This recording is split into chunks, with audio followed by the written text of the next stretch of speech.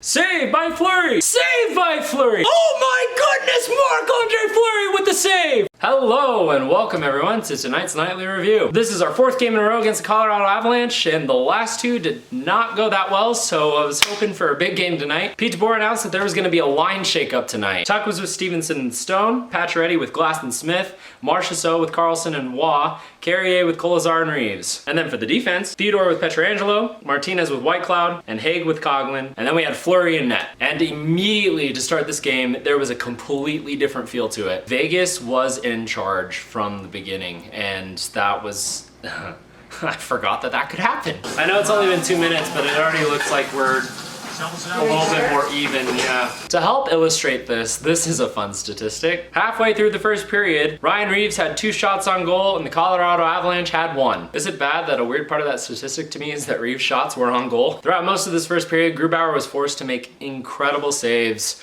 off of really good chances from us. So far this season, Fleury and Grubauer have proven to be 2 of the best goalies in the league. Out of the 29 goalies that have played 10 games or more so far this season, they are the only 2 to have sub 2 goals against average per game, but above a .930 save percentage. Oh, that took so many takes. But once the Colorado Avalanche got going, it was a little tense. Fleury was forced to make saves the old-fashioned way with his shoulder and then with a 2-pad stack, which I guess is technically the old-fashioned way. With about 5 minutes left to go in the first period, JT Compher is called for tripping against Nick Haig, giving the Knights the first power play of the evening. And our power play is not good. Disclaimer, the Colorado Avalanche have the best penalty kill in the league so far this season. I mean, they have played us 4 times so far, so maybe that's contributing, but you guys are literally awful in the power play. Really displaying it here, not allowing us to get but 1 shot on net, and wasn't that high danger. And then Colorado answers right back with the same Colorado we've seen the last 2 games with their speed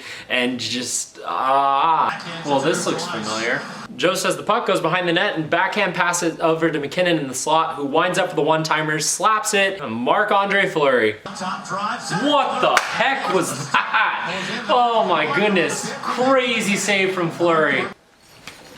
McKinnon with a nasty one-timer, but Fleury with a fantastic save with his body, just putting it all out there. And then one more time right before the period ends. Landeskog, collecting his own rebound, grabs the puck and throws it across the ice to Kadri. Where did he come from? Who one-times it, and Fleury with a 2-pad stack windmill. Holy cow. Fleury just robbed Kadri. What a save. Out of the gate from the second period, the Avalanche have a much stronger start than their first period and have a pretty good chance early on, but Fleury makes a really good save there too. Wow, holy cow, Fleury. However, off of this play, Connor Timmins is called for tripping against Max Pacioretty to give us another power play. I mean, I'm grateful for the opportunity, but it's not like we're gonna do anything. Wait, Alex Tuch? The Avalanche clear the zone, Petro leaves the puck, and then Tuch comes in, grabs it, and just skates on up, passes it over to Carlson. Carlson then races into the offensive zone. Meanwhile, Alex Tuch races past everyone, making them look like they're standing still. Carlson gets the pass up to him, and then he just buries it. William Carlson knifing his way in, feeds it on Tuch! Alex Tuch! Oh man, he needs to be in our top 6 all the time. We did something on the power play! We have the lead against the Avalanche! Is this Alex Tuch asking to be staying on the first line? Yes. Was that Alex Tuch's answer? Not even 4 minutes later, Mark Stone passes the puck over to Tuch, who goes in and decides he wants to play pinball, sends it on Grubauer, has it bounce off of Byram and then into the net to score 2-0. Oh my gosh! Alex Tuch making stuff happen. This is a really good example of you creating your own luck. Like, that would not have gone in without Byram, but that definitely would not have gone in without Tuch. Has scored the last 3 goals for the Knights. The 2 in this game and then the 1 in top. You got it. Bowen Byram looked disappointed by how this play turned out. I mean, I would have been too. And I think he held it against Tuch, so let's just take that little information and tuck it away for now. I didn't even mean to say Tuch there. However, Alex Tuch is not the only one who can put it past Grubauer. With a little less than 9 minutes to go, Haig has the puck, passes it up to Carlson, who gets into the offensive zone. Finds a wide open Marchessault in the slot, who then just rips rips, and I mean rips this, past Grubauer 5-hole to make it 3-0 Golden Knights. Carlson into the offensive end. Here's Marchessault. Yeah! Oh my goodness! Guys, seriously, where was this the last 2 games? I'm so happy! What a period, holy cow. We desperately needed a period like this to prove that we could score against one of the best teams in the league and to just get our confidence back. Alex Tuch stepping up, my goodness. I think we found our answer for Nathan MacKinnon, who is notedly one of the fastest skaters in the league because Alex Tuch was keeping up with him every which way, and at one point was even catching MacKinnon when going after the puck. Fleury is playing out of his mind right now. And now we go into the third, and right off the bat, Mark Stone passes it up to Petro, who's playing up, I guess. I thought this one went in based off of the way the puck was completely in the white, but it was just flipping in the air. Shoot, dude. Yeah!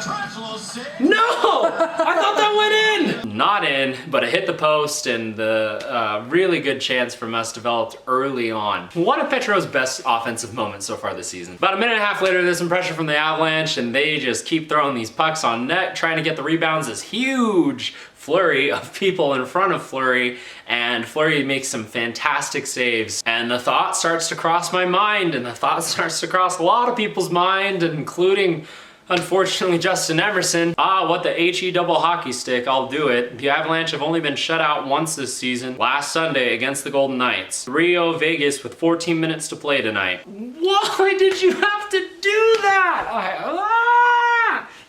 Never mentioned that word before, it's over! I mean, Fleury didn't seem to care. Immediately after this, Bowen Byram is called for interference against Alex Pietrangelo. Well, that will help, I guess. So, re-pulling out that chip of old information, Bowen Byram, who is notably the youngest defenseman in the league currently, is really talented, and props to him. And made not the greatest move, shoved Tuch into the boards, and Tuch went skate first, and that's never good. Oh my goodness, Tuch. Please be okay. Watching this replay made my body hurt, my ankles and knees. Oh my gosh, that hurts. As someone who's had ankle and knee injuries in the past, including one that was on the ice, that is never a pretty sight. And Alex Tuch was slow to get up. Thankfully, he seemed okay and was able to skate on after and play the game. We did not like that though. Blood pressure started to rise everywhere and everybody started to get in each other's faces more, and then that's what led to ultimately Byram having this penalty against Pietrangelo, which, I mean, Petro could have been called as well for what he did in that altercation, but he wasn't. Byram was, and so we go to a power play, and then on that power play do our normal power play thing and let the opponent have an opportunity to score against us. Off of the face-off, Taves gets the puck and just races with Bellemare, and he creates this odd man rush opportunity, passes it over to Bellemare, who then passes it right back, and he taps it, but Fleury makes the stop to keep it a 3-0 game. Good job, Fleury. Speaking of Devon Taves, 3 minutes later, Taves with the lead pass up to Donskoy, who creates this 3-on-2, leaves it for Bellemare, who takes a shot, but Fleury with another incredible save. And then another incredible save off the rebound. And then gets a little help from the crossbar off the second rebound from Donskoy. Wrist shots. Fleury rebound. Puck loose. Taves can't bear it. The Avalanche keep creeping up there with the shots. I would keep giving you a play-by-play of each and every single one of Fleury's saves from here, but it's basically saved by Fleury, saved by Fleury, saved by Fleury. Seriously, this tweet from Danny Webster says it all. I'd say this is video game-like, but NHL 21 doesn't have goaltending play like this. Good Lord, Marc-Andre Fleury. The only other thing that really happened was there was a 4-on-4 because Matt Calvert and Ryan Reeves, I have no idea what was going on here, but Calvert's stick was up in Ryan Reeves' groin area and kept moving it, and Reeves did not like that, and so he shoved Calvert's stick down with his own, and it led to this little, not brawl, but they were both called for roughing, making it a 4-on-4 for the last minute and 40 seconds.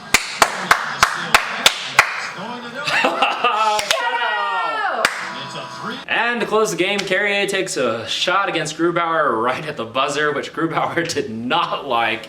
and neither did the rest of the Avalanche. I didn't like it. I don't think it was needed. Thankfully, Justin Emerson's one tweet was exempt from jinxing it, but we got a shutout from Fleury again. The 2 wins against Colorado being shutouts, so Fleury really just standing on his head for us and showing that he is in the best shape of his career. I don't know. The line changing was really needed to get our offense to just to get going. But not only our offense, their back checking was incredible too. This from Sim in Vegas. VGK's back checking has been really strong tonight. Every time I think the Avs have numbers through the neutral zone, the Golden Knights are busting back to take them away. This game was a message.